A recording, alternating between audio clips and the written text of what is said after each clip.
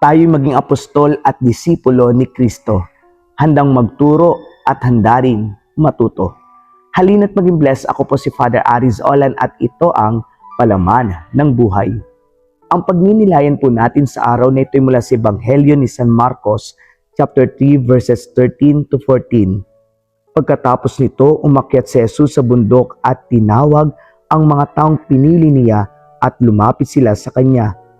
Pumili siya ng 12 na tinawag niya ang mga apostol. Hinirang niya ang mga ito upang makasama niya at isugo upang mangaral.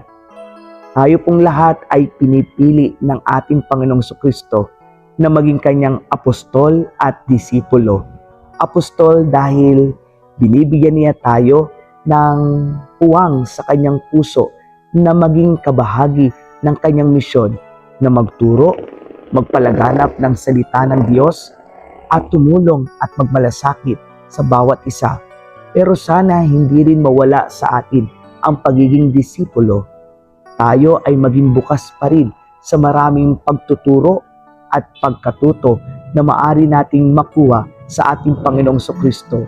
Bagamat tayo apostol, pero may kababaan din sa ating puso na tayo ay mga disipulo ng ating Panginoong Kristo na handang matuto araw-araw. God bless you po and keep safe.